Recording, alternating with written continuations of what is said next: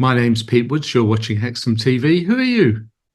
Hi, I'm Shona Branigan, printmaker. So, Shona, tell me a little bit about your printmaking. Right. Well, I do different kinds of printmaking, but what people know me for is the fact that I print tree rounds. And started doing that in 2017 when I got my first tree round actually given to me from a ranger from the National Trust. And it was an oak from Allen Banks, actually, so not far up the valley.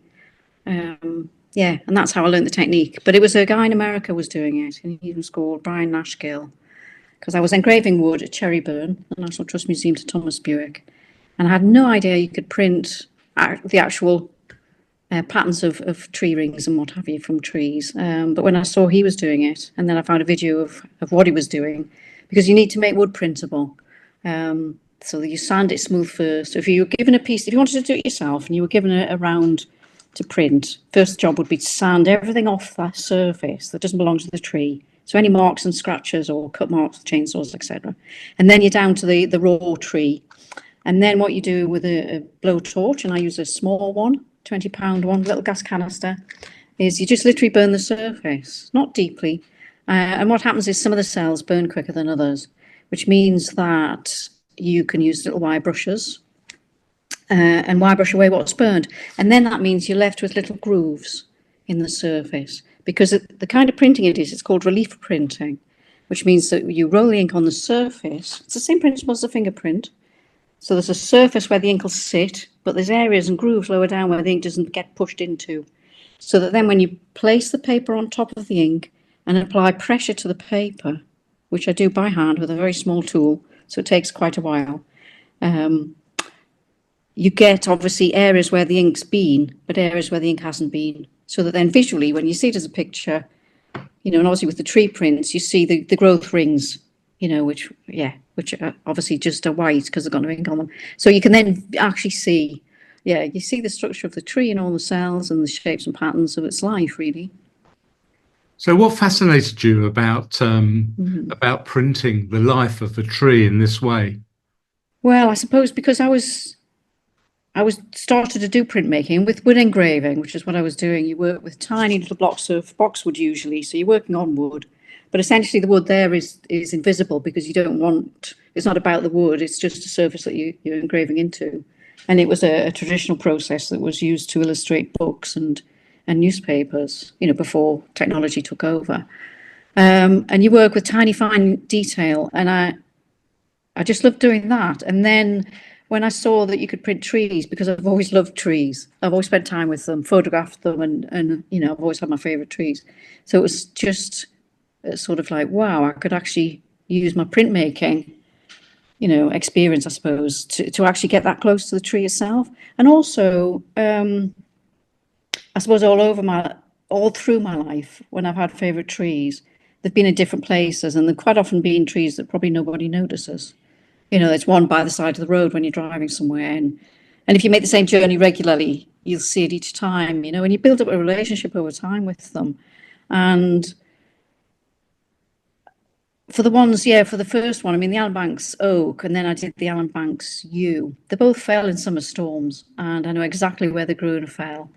And every time I come back over to the northeast, because I live in Cumbria now, where my studio is, I'll visit them, especially the yew. There's the massive tree trunk of it. Nobody it was too big to take away and do anything with. So it's just left at the side of a field at Allen Banks. And I always go and see it through the year. It's something, it's something that means a lot to me. I think this a weird thing when I think about trees a lot. I think one of the things about them that I get quite emotional about is the fact that they start off as a small seed or a nut or whatever, an acorn, and they're so tiny with all that potential inside them. And then when they start growing, they make a commitment to the spot on the earth that they're going to grow in. And I've moved house a few times, I suppose, really, for different reasons, because I've had to. And I think as people, we often move around in our lives, but the tree doesn't move anywhere. It makes the best And it takes everything that happens in that one spot on the whole earth. And I just find that, I don't know, I find that a very emotional thing. And I guess with Sycamore Gap, that was such a significant aspect of the tree. I mean, it was planted there. It didn't fall there naturally because it's a tree in a landscape where there weren't any other trees around it. But it kind of owned that spot. And when you'd walk up the wall, in the wild landscape, and you'd come to that single tree, it had so much power and, and poignancy, really, because it was on its own. But yeah, and they're vulnerable and they can't run away from problems. There's so many different aspects, I suppose, that when you start thinking about how life is from the tree's perspective, all the things that will happen, the storms that will come, the different things that will happen. I mean, it's not a boring life when you've committed to one spot, but it's a spot on the earth that you can't run away from. And when things come at you, you've got to be able to deal with them. And I suppose when Sycamore Gap was cut, and I mean, when any tree is cut, and quite often for me as well, it's really a shock and upsetting because the tree can't run away. And maybe it speaks to, our own sense of vulnerability as people as well. How did you feel when you heard about Sycamore Gap, the Sycamore Gap tree being felled? Well, it was just a terrible shock. And then it was, I suppose the question is, well, why on earth did that happen? What on earth could have been the reason? I mean, trees obviously are cut all the time. People, well, for different reasons. I mean, trees become a hazard. With ash dieback at the moment, there's an awful lot of ash trees they're having to cut because they're dying because of the disease. And if they're near roads or pathways, there's a possibility they could fall on people. And I suppose it's easier to accept trees being cut for what seems like important reasons. But when a tree is just cut and no one really understands why on earth that would happen. I mean, it's the same when difficult things happen to people. You try and make sense of it, don't you? To make it easier. And I think maybe that's been part of it as well. It hasn't really been easy to make sense of why that would have happened. And when were you first contacted to take on the great responsibility of doing a print of this iconic tree? Yeah, yes, it felt like a very big responsibility. We started talking about it just after Christmas. Yeah. I mean, obviously, what happened after it fell, after it was cut, I didn't think then anything about the idea that I would want to print it because it was just too sad. I mean, when other trees have been cut, there was I think the oldest pear tree in the country had to be taken down because of the high-speed rail link. And what was it, the Covington pear tree, I think it was called. And it was so upsetting. And I thought a lot about, well, what if I suggested I could make a print? And then it didn't seem the reason why I would want to make a print. And then obviously, so many people got in touch with the National Trust and wanted things to be done with the wood. And that was really the sort of thing that started to happen. And obviously I was aware of that. And then, I read about the possibility they were saying there would be maybe an exhibition and ways for people to come together to share the experiences and their feelings about the tree. And that then became a positive response. So I wrote to the National Trust and said, if there was an exhibition, I could create a print for it. And that would be a way for people to experience the tree. And I suppose that was probably the first suggestion that, we could make a print for people to connect with the tree again. And I suppose for me, it being about the tree, rather than making it as something else or whatever. It's like, well, here's a portrait we could make, I can actually create from the tree itself. I wanted to do it, for that reason. And what's it like as an artist working with a tree? in that, you know, to create a print. How do you feel about that sort of specimen that you're given? Yeah, it was. I mean, it was interesting because I hadn't printed sycamore before. I've printed ash, oak, yew. I mean, yew's fantastic to print. Quite a few different trees, but not sycamore. But I had no reason to, you know, wonder if it would work or not work. And then, yeah, when I first had it, I sanded it, and then I sanded it some more, and then I sanded it some more. And I went on a few forums and learned a lot more about sycamore. And apparently, yeah, woodworkers and wood turners, you know, it's very, very tight grained wood. I mean, when you talk about the grain, it's all the cells, and there's so many more of them. So yeah, spent about 10 hours sanding it to make sure I'd really got down to as much detail as possible. And then the sort of burning process and the printing process. It's been my biggest challenge, my biggest tree printing challenge, definitely. Not only the size of it, because it's 4 foot across by 3 foot, so it's huge. And physically I have to lean over it, obviously, a lot when I'm working on it. But just the fact that, yeah, with the really tight grain, when I burnt it and wire brushed it, the difference in height between the grooves and the bit where the ink would sit was really, really shallow. I mean, very much like a skin. And that was I had no idea then how visually it was going to look, because I was thinking, what if it, it's just like, because we need a contrast. Yeah, so there was a few moments where I thought, I don't know if I'm going to be able to do this. So that was, yeah, but I worked through it. Took, yeah, a lot of work, and I got through it. And yeah, I mean, the detail on it it's fantastic. There's so much going on. And then obviously the tree itself, the shape of it, the outline of it, I was blown away by the heart-shaped outline. And what the tree's created itself in that landscape is it's recreated the gap. Because when the bit at the top comes down into that dip of the heart, it's like you're looking at the Roman wall again. You're looking at the bark that comes along, the bark that then goes down, and then there's a little semicircle at the bottom, which is exactly the landscape of Sycamore Gap. You know, the Roman wall, and then that dip down and up again. And it's like, because if you know, you might have thought, well, why wasn't the tree just a round? Why wasn't it just a circle? Why is it that shape? But you know, it's just part of the lovely nuances of working with, I suppose, something that's been alive and had a life, and all the different things that have happened to it, really. And how many prints have you made of the Sycamore Gap tree?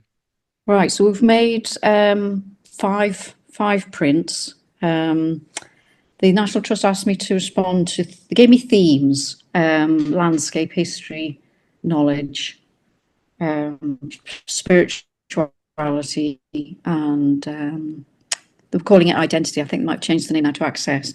And so I printed them in different coloured inks. And then on 3 of them, I painted on top with watercolour paint as well. Just a little bit, but not too much to take the attention away from the fact that it's the print of the tree. But they do look different. You do get a different emotional response when they're in different colours. And then the identity one, what I did with that one is called blind embossing. And you don't put any ink on the wood, so you just put the paper down and apply pressure to the paper. And then what happens is, as long as I can press hard enough, which was, hard work, the surface of the wood impresses itself 3-dimensionally into the surface of the paper. So then when you lift the paper back, you can then feel the ridges and grooves on the paper. So that one's in Hexhamtv with the spirituality one, and it's left so that people can feel it. So it's in a frame, but there's no glass or acrylic on the front. So the whole invitation for that one is that you come and touch it and feel with your fingers, you know, the structure of the tree. And the other ones, so the one in Newcastle Library is printed in gold ink, and that's in homage to the alchemists for knowledge. The spirituality one is in blue, and that's in the Abbey. The landscape one was in burnt umber ink, which is a mineral-based coloured ink, and that's at Housesteads Roman Fort. And the history and heritage one is in red and yellow, and that's in Carlisle Tourist Information Centre. And they're there until, so they've been there from Monday and they're there until the 1st of September. And then all of the pictures come back together and they'll be in the Queen's Hall in Hexham from the 6th, I think, till, I'm not sure, I think halfway through October. So yeah, for quite a while as a group, which is nice as well. And what do you want to happen to these prints eventually? Well, the National Trust commissioned them, so they own them. And I mean, there's a possibility they might go on tour after the Queen's Hall. So, you know, there's that, which would be great. They could go to different places. And then it hasn't really been decided where they'll be. Yeah, which we'll see what happens, I guess. I think the one at Housesteads will I think the decision's made that one will always be at Housesteads Fort. But yeah, the other ones, it's not known yet. So, yeah. And what do you think should happen to the site at Sycamore Gap where the tree once stood? I mean, obviously the tree stump is still in the ground, and as far as I know, there's no plans to do anything about that. And it would be wonderful if it started growing again, wouldn't it? That would be the best, you know, for me. And trees do that. So yeah, just that it's, you know, from what is still there, if there's any chance of life to come back to it, you know, and as far as I'm aware, that's what the National Trust, you know, are doing, trying to take care of it, you know, what is still left there, so that if there is any life still that could come from that tree, you know, that it can actually happen. So the felling was actually another significant part of the tree's life, but the tree continues. Yeah, because I mean, trees, you know, even when they fall over and they're left to decay, you know, in nature they just fall over and they decay. I mean, they support a massive amount of wildlife. It's part of the process. And it's not the end. It's a phase. It's a phase of its life. Yeah. And what did that particular spot mean to you as part of the Roman Wall, as part of the national park? As an iconic spot in Northumberland? I mean, one of the things that I've learned just in the last few days is that apparently when the tree was cut down, the National Trust had the biggest response from the public they've ever had to anything. And I love that, because it's about, I mean, the National Trust obviously look after a huge amount of land and properties, but it was about a tree. Not something that anyone had made, not a stately home, not something that was all about people. It was just the tree. And yes, I know the tree was planted in that spot. But I mean, so many trees actually, when you look around, are actually planted. So we have this relationship a lot with the landscape and where trees actually are in it. But after the tree was planted, you know, it did its own thing and it grew. And I suppose, I mean, that, like say, when you go on that landscape with the wall, I mean, it's huge, isn't it? The views just go on for miles, don't they? And you get that sense of history, and you imagine these Roman centurions living their lives there, you know, and the weather and all those different aspects to it. And it's rugged. And then, you know, you're going up and down steep inclines, and then you come to this tree, and it's a haven. It's a haven of comfort, shelter. You know, if it's raining and in the summer, it'll keep the rain off you. You know, it'll provide shade if it's too hot. You sit by a tree and rest your back, which I do a lot, and rest, you know, your back against the tree. And whatever stresses you might be having, you know, it'll ease them for you. So, yeah, a haven.